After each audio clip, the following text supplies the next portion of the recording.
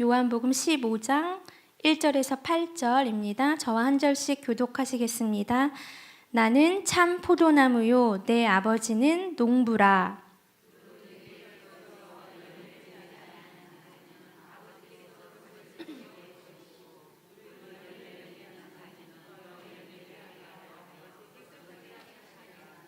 너희는 내가 일러준 말로 이미 깨끗하여졌으니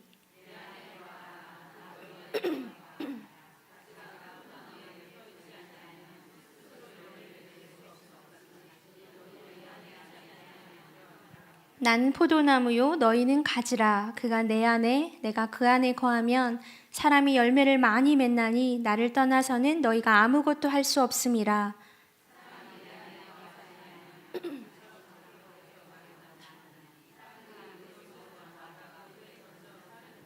너희가 내 안에 거하고 내 말이 너희 안에 거하면 무엇이든지 원하는 대로 구하라. 그리하면 이루리라.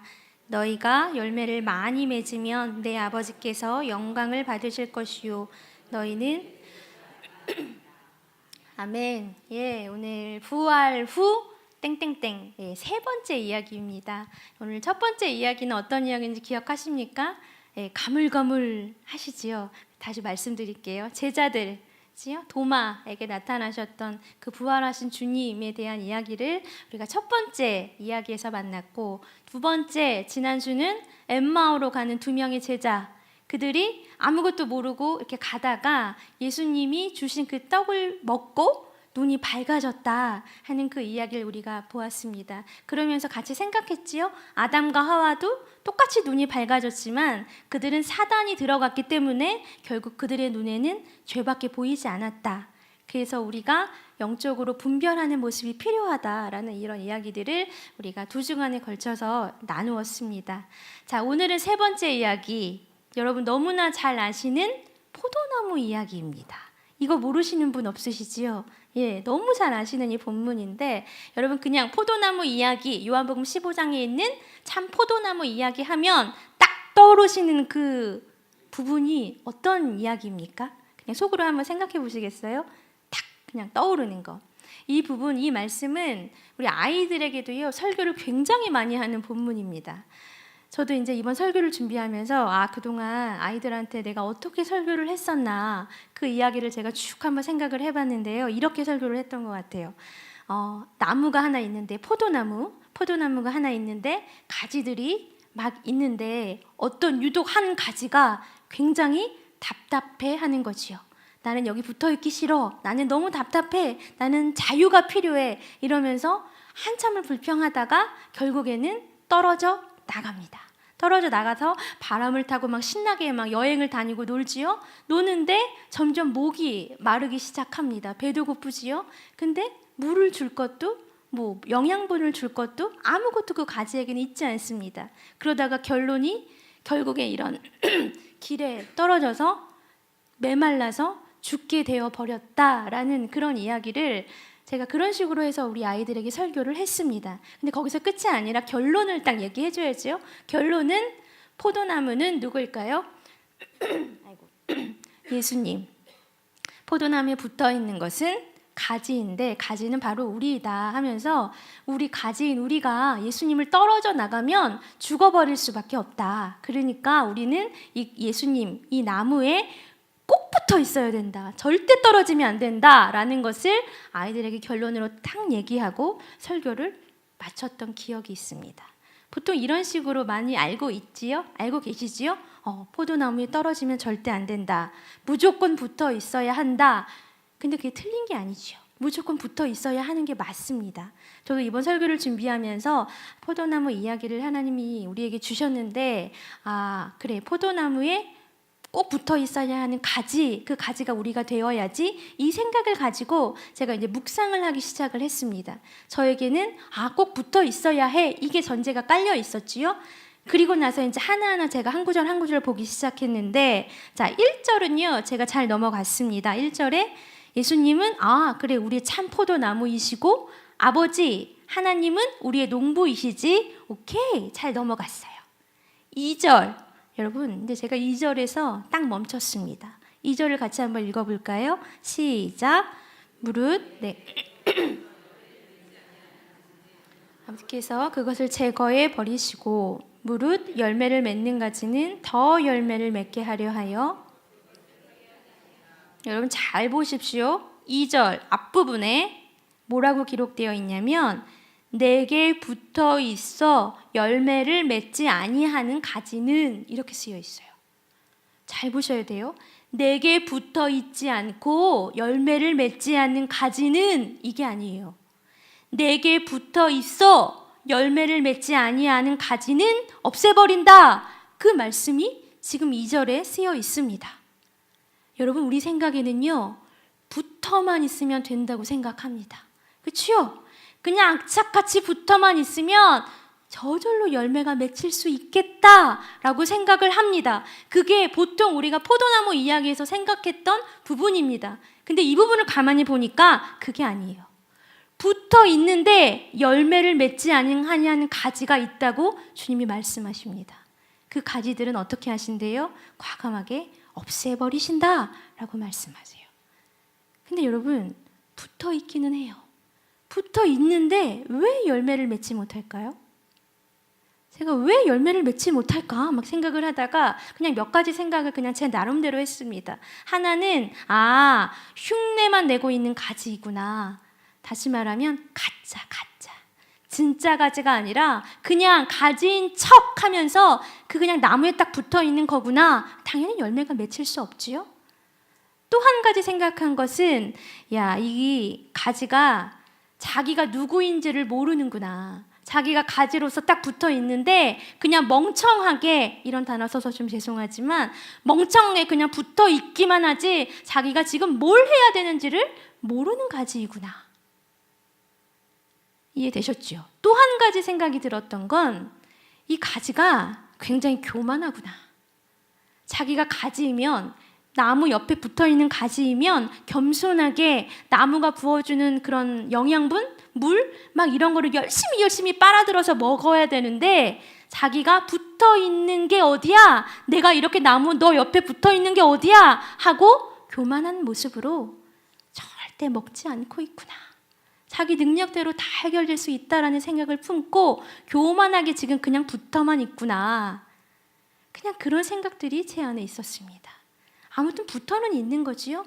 붙어는 있는데 지금 진짜 가지가 아니에요. 가짜 가지. 가지인 척하며 지내는 가지들입니다. 우리 주님이요 정말 과감하게 열매 맺지 않는 가지는 다 제거해버린다라고 말씀하십니다. 그리고 또 한 가지 뒷부분에 말씀하시지요. 근데 열매를 맺는 가지는 더 열매를 잘 맺힐 수 있도록 도와준다. 격려해준다. 다듬어 줄 거다. 내가 더 만져줄 거다. 우리 주님이 말씀하십니다. 여러분 2절 참 중요한데요. 2절에서 핵심 단어가 뭘까요?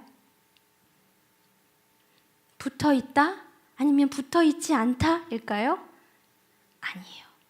2절에서 핵심 단어가 뭐냐면 열매입니다. 열매를 맺지 않으면 과감하게 그냥 다 없애버리시는 거고, 열매를 잘 맺는 그 가지는 더 열매를 잘 맺히게 하기 위해서 닦아주시고 다듬어주시고 깨끗하게 해주시고 격려해주시고 위로해주신다라고 우리 주님이 2절에서 말씀해 주십니다. 붙어있다? 붙어있지 않다? 여러분 이거는 우리가 생각할 문제가 아닙니다. 하나님을 믿는 사람이라면, 그리스도인이라면 당연히 붙어 있어야죠. 떨어져 나간다? 이거는 진짜 할 말이 없는 거예요. 그냥 붙어 있는 거예요. 붙어 있는 건 당연한 건데 붙어 있고 나서가 문제인 겁니다. 우리가 이제부터 생각할 게 뭐냐면 붙어 있다, 떨어져 나갔다 그 차원이 아니라 붙어 있기는 한데 어떻게 붙어 있는가? 어떤 모습으로 붙어 있는가? 내가 어떻게 붙어 있어야 정말 주님이 원하시는 최상의 열매를 맺을 수 있는가에 초점을 맞추고 우리가 오늘 말씀을 볼 수 있었으면 좋겠습니다. 이해되시지요? 붙어 있으신 거예요, 전제가. 이해되시지요? 자, 농부라는 말이 1절에 나왔지요? 우리 아버지는 농부시래요. 농부의 목표가 뭘까요, 여러분? 다 아시잖아요. 열매를 많이 맺는 거, 그치요? 열매를 많이 맺는 게 목표입니다. 근데 그냥 열매가 아니에요. 어떤 열매일까요?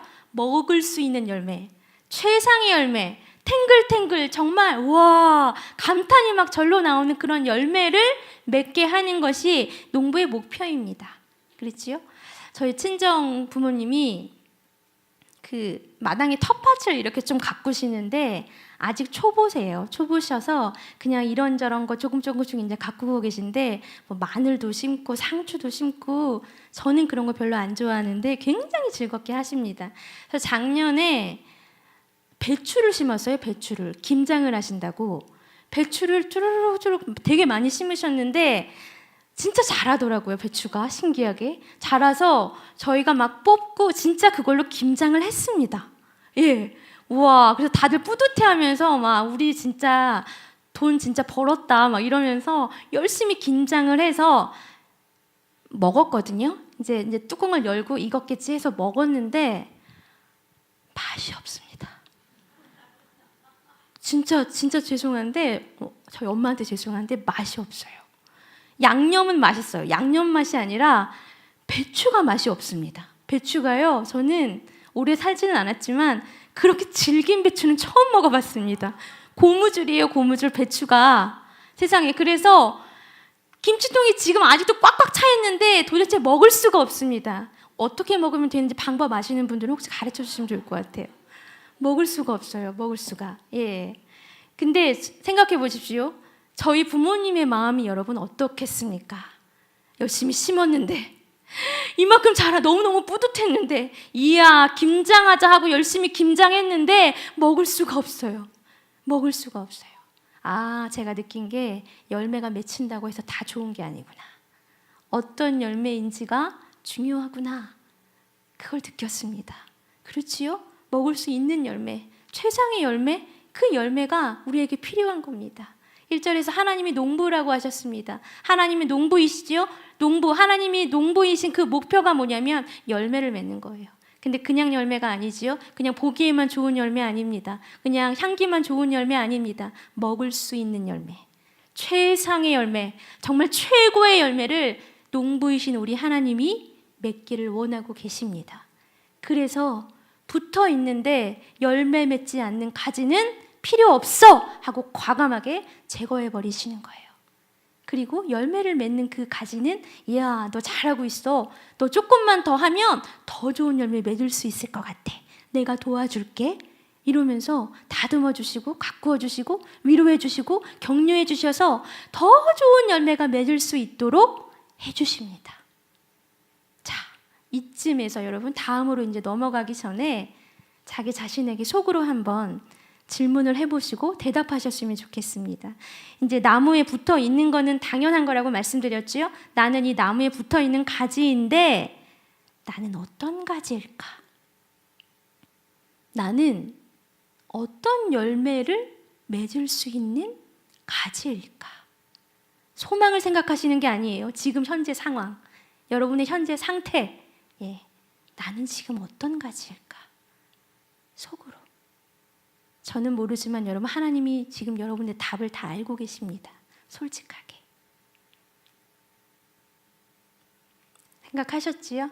그 대답을 가지시고 우리 그 다음으로 한번 넘어가 볼까요? 자, 3절부터는요. 이제 붙어 있지요? 붙어 있는 가지가 어떻게 하면 열매를 잘 맺을 수 있는지 아주 친절하게 방법을 가르쳐 주십니다. 3절을 읽어보겠습니다. 시작. 너희는 내가 일러준 말로 이미 기본이에요. 기본. 기본이 뭡니까? 깨끗한 거. 예. 그런데요, 너무나 감사한 것은 이미 깨끗해졌다고 말씀하십니다. 무엇으로 깨끗해졌을까요? 말씀. 주님의 말씀. 그렇죠? 그 하나님의 말씀, 살아있는 말씀이 내 안에 들어오자 내 죄가 보이기 시작하지요. 그 죄를 회개하지요.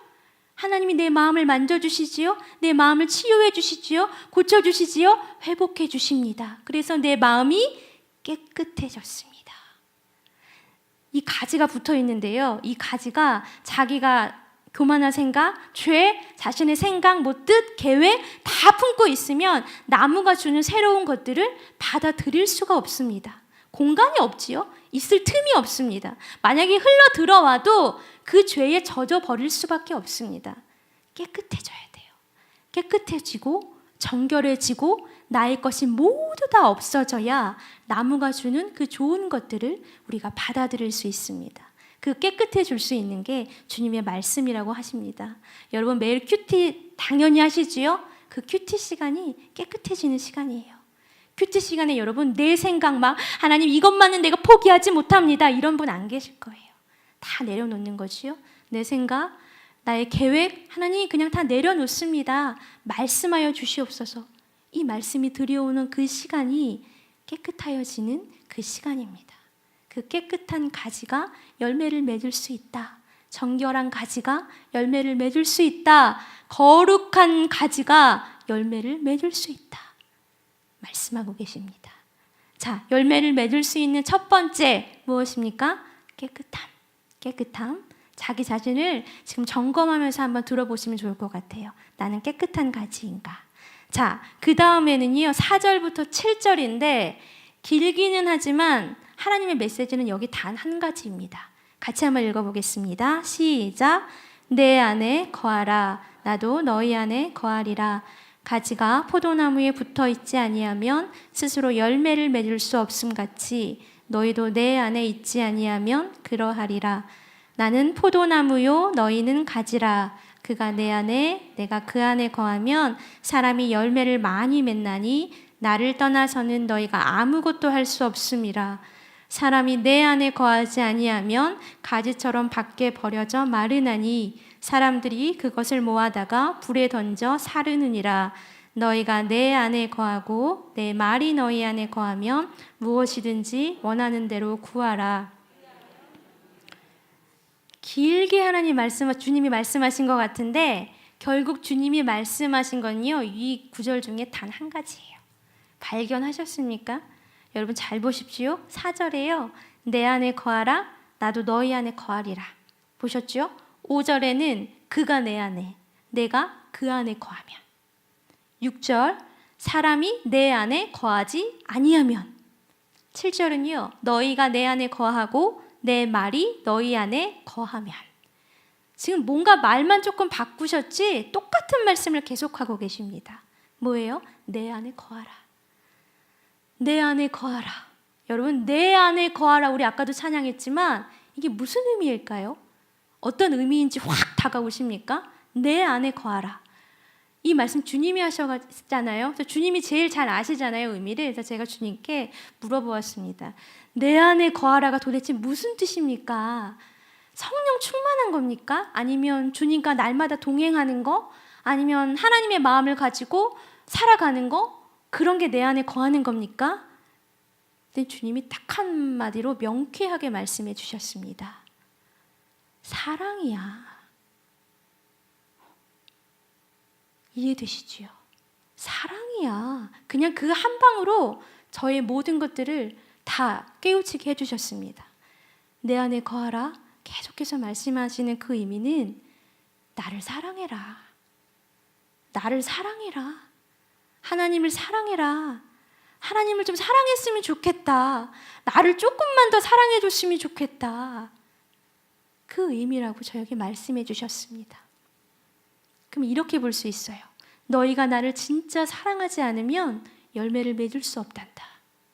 너희가 나를 사랑하지 않으면 너희가 아무것도 할 수 없단다. 너희가 나를 사랑하지 않으면 너희는 정말 아무것도 될 수 없고 쓸모없는 사람으로 될 수밖에 없단다. 너희가 나를 사랑하면 너희가 원하는 대로 다 이룰 수 있단다. 사랑입니다. 사랑. 여러분 주님 사랑하십니까? 아멘이시지요? 저도 이 설교를 쭉 쓰다가 제가 저 자신에게 물어봤습니다. 다른 사람들이 저를 볼 때는 주님을 굉장히 사랑한다고 믿는 것 같은데 너 진짜 주님 사랑하니? 제가 저 자신한테 물어봤어요. 근데 저 진짜 주님 사랑합니다. 진짜 저 주님 사랑하더라고요. 저희 아이가 저한테 이제 가끔 질문을 합니다. 어떤 질문을 하냐면 누가 좋아? 누가 좋아? 이런 질문을 하는데 아빠가 좋아? 아니면 내가 좋아? 굉장히 유치한 질문을 하는 거지요. 그럼 당연히 저는 저희 딸 이름이 주혜인데 주혜가 당연히 좋지. 예, 얘기해 주지요. 뭐 자기 사촌 동생 현우인데 현우가 좋아? 내가 좋아? 당연히 주혜가 좋지. 이런 식으로 당연히 주혜가 좋다고 막 얘기를 해줘요. 근데 어느 날 한 번은요. 예수님이 좋아? 내가 좋아? 이러더라고요. 그래서 제가 뭐라고 대답했을까요? 예수님이 좋아. 진짜 그랬어요. 진짜로. 1초도 제가 망설이지 않고 그 당시에 제가 대답을 하고도 굉장히 놀랍습니다. 예수님이지. 예수님이 좋지. 그랬더니 삐졌지요. 삐져서 저쪽으로 갔어요. 근데 솔직히 다시 질문을 해도 저의 대답은 마찬가지입니다. 예수님이 좋아요. 예수님이 당연히 더 좋습니다. 그래서 저희 딸한테 제가 가서 좀 모진 엄마일 수는 있지만 예수님은 그 어느 누구와도 비교할 수가 없어. 정말 어느 누구보다도 너무 귀한 분이고 너무 사랑할 수밖에 없는 그런 분이야. 그래서 엄마의 단 한 가지 소원은 너도 엄마보다 예수님을 더 사랑했으면 좋겠어. 제가 이렇게 대답을 해줬어요. 그랬더니 뭐라고 중얼중얼 거리더니 알았대요. 그렇게 얘기가 마무리됐는데 여러분 저는 주님을 진짜 사랑합니다.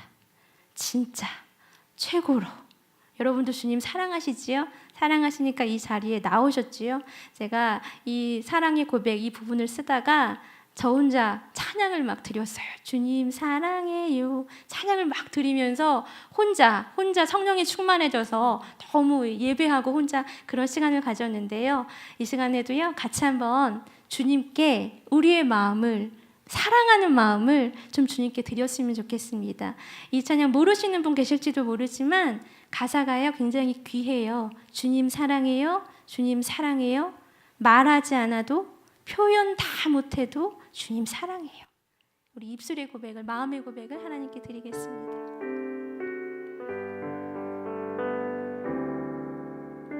주님 사랑해요.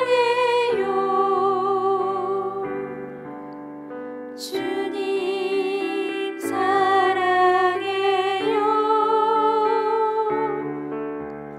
말하지 않아도 표현 다 못해도 주님 사랑해요.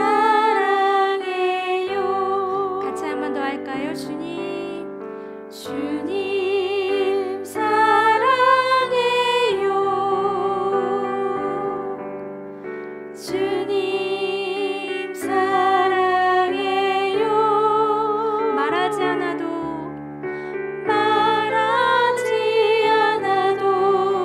표현 다 못해도 주님 사랑해요. 우리 한 번만 더 고백합니다. 주님 사랑해요. 주님 사랑해요. 말하지 않아도 표현 다 못해도 주님 사랑해요. 아멘. 주님 너무 기뻐하실 것 같아요. 예. 여러분, 우리가 주님을 사랑하면 정말 주님을 사랑하면 가짜가 아니라 진짜로 주님을 사랑하면 열매를 맺습니다. 그치요?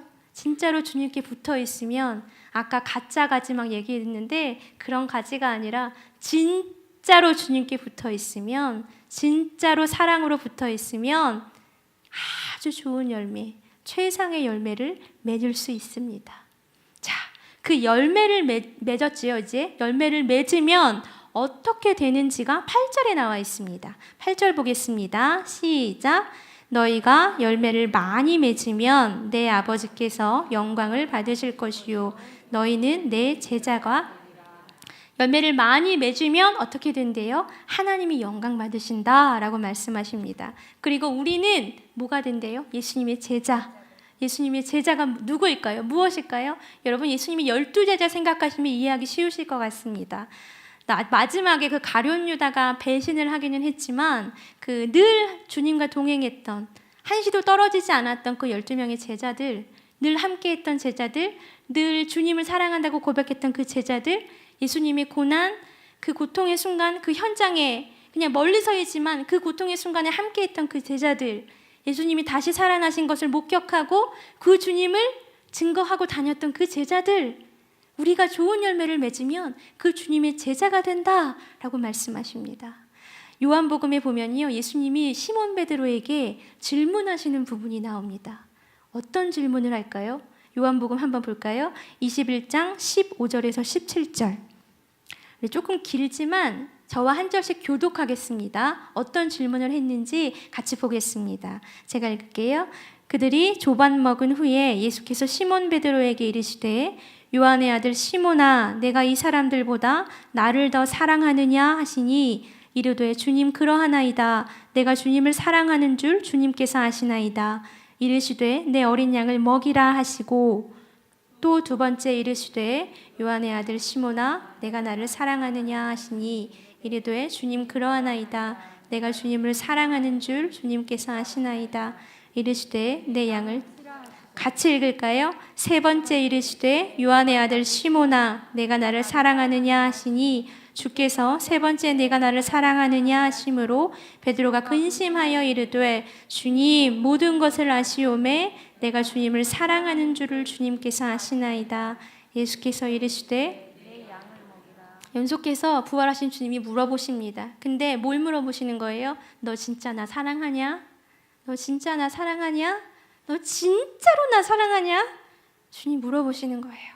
아, 우리 주님이 베드로에게 그 사랑의 고백을 듣기를 원하셨구나. 그 마음이 깨달아졌습니다. 사랑합니다 고백했지요? 사랑의 고백을 한 베드로는 주님의 증인이 됐고 어느 누구보다 주님을 닮은 제자의 삶을 계속해서 살아갈 수 있었습니다. 여러분, 열매를 맺으면 주님의 제자가 된다고 말씀하십니다. 제자는 주님을 사랑하는 거예요. 주님과 늘 함께하는 거고 주님을 늘 닮아가는 모습이 바로 제자입니다. 자, 그럼 마지막 한 가지 우리가 생각할 게 뭐냐면 열매를 맺었지요? 하나님의 영광을 올리고 주님의 제자가 될 수 있는 그 열매를 맺었습니다. 근데 그 열매가 어떤 열매일까요? 이 열매 이름이 있을 거 아니에요? 그렇지요? 포도면 포도, 사과면 사과, 이름이 있지요? 이 열매가 무엇일까요? 10절입니다. 같이 한번 읽어볼게요. 시작.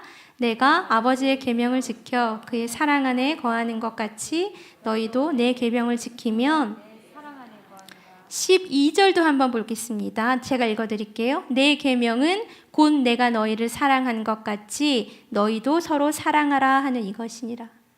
열매를 맺었습니다. 그 열매가 뭐냐면 결국 열매도 사랑입니다. 사랑. 하나님을 사랑해서 하나님을 정말로 사랑해서 맺은 그 열매도 결국 사랑입니다. 이번에 포도나무 이 비유 이야기에서 하나님이 저에게 주셨던 감동은 사랑입니다. 사랑. 하나님으로부터 우리가 충만하게 그 사랑을 받아서 여기에 정체되어 있으면 안 되지요. 그 사랑을 이제 흘려보내야 한다. 전해줘야 한다. 우리 아까 설교 전에 중보했지요. 그 중보처럼 우리에게 있는 이 사랑을 나눠줘야 한다. 흘려보내야 한다. 그 사랑에 대한 감동을 저에게 주셨습니다. 지난주에 우리 큐티 리더 모임을 저희가 이제 갔는데요. 신천지에 대한 이야기가 잠깐 나왔습니다. 신천지 아시지요? 그 이단, 정말 지금 너무 극성을 부리고 있는 그 이단인데 그 이단에 들어가면 다시 나오는 것도 너무 힘들고 다시 나왔음에도 불구하고 그 사상이 굉장히 박혀 있잖아요. 잘못된 생각이 바뀌는 것도 너무 힘들다라는 이야기들을 저희가 했습니다. 근데 어떤 분이 그 신천지에서 기적적으로 한번 나오셨대요. 나오셔서 이제 이분의 이 사상을 변화시키기 위해서 계속 훈련을 하지요. 계속 교육을 하고. 근데 안 변하는 거예요. 안 변하는 거예요. 근데 어디서 이분이 그냥 고꾸라졌냐면 하나님의 사랑에 대한 이야기를 하니까. 하나님은 사랑이시라. 하나님이 우리를 얼마나 사랑하시는지 그 하나님에 대한 사랑에 대한 이야기를 하니까 이분의 이 모든 사상이 고꾸라지고 변화되었다라는 이야기를 제가 들었습니다. 여러분, 신천지 그 이단들 안에는요 하나님의 사랑이 없습니다. 하나님은 사랑이시라, 그 요한일서의 말씀이 있는데 그 하나님의 사랑이 그들 안에 없습니다. 그들은요, 저희 목사들한테도 막 이렇게 제시해요. 시험 문제를 막 제시해요. 내면서 성경 문제거든요. 이거 목사들도 아마 90점 이상 맞기 힘들 거라고 얘기하면서 막 보여줘요. 근데 그게 무슨 소용입니까? 그들 해석대로 막 문제 내고 답 내고, 그들 안에 사랑이 없습니다. 하나님이 우리를 얼마나 사랑하시는지, 우리를 사랑하셨기 때문에 예수님이 십자가에 못 박히셨고 예수님이 부활하셨고, 그 하나님의 사랑을 그들은 알지 못합니다. 그들은 어떻게 보면요, 본인들이 착각할지도 모릅니다. 우리는 예수님이라는 나무에 잘 붙어있는 가지야, 착각하면서 지낼지도 모르지만 그들에게 사랑이 없기 때문에, 하나님의 사랑이 없기 때문에 그들은 제대로 된 가지가 될 수도 없고 열매를 맺을 수도 없습니다. 여러분, 하나님은 사랑이시라, 사랑이십니다. 우리 공동체 안에 하나님의 사랑이, 우리 공동체 안에 건강한가 건강하지 않은가를 보려면 서로를 사랑하는가 사랑하지 않는가를 보면 알 수 있습니다. 우리 가정이 제대로 지금 잘 서 있는가 알려면, 체크해 보려면 하나님의 사랑으로 충만해져 있는가, 그거를 여러분 체크해 보시면 우리 가족의 건강, 영적인 건강을 알 수 있습니다. 지난 주일에 여러분 혹시 부흥에 오셨나요? 유인군 목사님 우리에게 정말 불을 질러주고 가셨는데, 제가 그 목사님의 말씀을 들으면서 와, 나라와 민족 위해서 정말 기도하는 거 정말 우리 해야 되겠구나, 다시 한번 정신 차려야 되겠구나 라는 도전을 받았습니다. 여러분도 받으셨지요? 근데 그 청년들이요, 나라와 민족, 그 부산 땅을 위해서 그렇게 뜨겁게 열광적으로 중보할 수 있는 이유가 여러분 뭐라고 생각하십니까? 하나님의 사랑이에요. 그들 안에, 그 청년들 안에 하나님의 사랑이 있기 때문에 그들이 그 나라를 품고 민족을 품고 부산 땅을 품고 흘려보낼 수 있었습니다. 그들 마음이 메말라져 있다면 그 중보는요, 그 예배 꿈도 꿀 수 없었을 것입니다.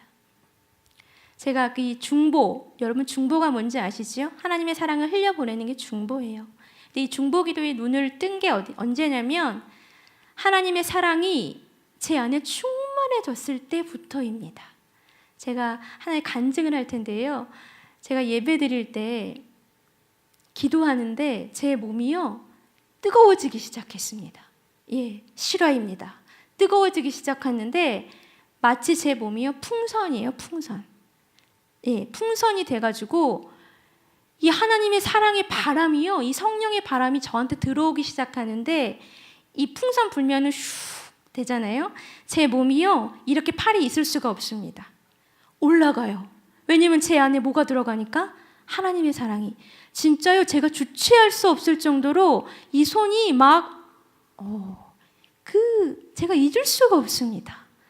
제 안에 공기가 들어갔을까요? 아니에요. 하나님의 사랑, 그 하나님의 성령의 바람이 제 안에 막 들어온 그 순간부터요 제가 중보를 시작했습니다. 하나님의 사랑이 저를 휘감자 제 안에 지금 있는 막 이 하나님의 사랑을 흘려보내지 않으면 저는 견딜 수가 없었습니다. 그래서 중보하기 시작했습니다. 나라와 민족, 북한, 세계 열방, 뭐 곳곳을 놓고 한 영혼 한 영혼을 품으며 이름 불러가며 그렇게 중보하기 시작했습니다. 여러분, 하나님을 사랑하자 열매를 맺었어요. 그 하나님의 사랑이 저에게 충만하자 열매를 맺었어요. 그 열매가 뭡니까? 사랑의 열매. 그 사랑의 열매가 그냥 있는 게 아니지요, 흘려가는 겁니다. 흘려가는 거. 사랑을 흘려보내는 그 방법은요 사람마다 다 다를 수 있습니다. 하나님 주신 은사대로, 그 사명대로 다를 수 있는데, 우리가 한 가지 똑같이 해야 할 것은 하나님을 사랑하고 열매를 맺고 그 열매, 사랑의 열매가 흘러갈 수 있는 통로가 우리 모두가 될 수 있어야 합니다. 여러분, 오늘 포도나무 이야기에서 하나님이 단 한 가지 말씀하고 계세요. 사랑. 오늘 그냥 그것만 기억하시면 됩니다. 주님 사랑하시고 그냥 사랑하지 마시고 더 뜨겁게 사랑하십시오. 이런 말 있지요. 오늘보다 내일 내가 당신을 더 많이 사랑하리라. 뭐 이런 말이 있는데 그 말이 우리의 말이 되었으면 좋겠습니다. 주님을 사랑하시고 또 사랑하셔서 이만큼 막 주체할 수 없을 정도로 우리 안에 사랑이 있어서 이 사랑을 좀 우리가 흘려보냈으면 좋겠습니다. 부활 후의 세 번째 예배, 우리 하나님이 말씀하세요. 내 안에 거하라. 그것은 사랑입니다. 같이 같이 한번 찬양하겠습니다. 우리 아까 예배 처음 시작할 때 불렀던 찬양 더 원합니다라는 찬양인데요. 고백했으면 좋겠습니다.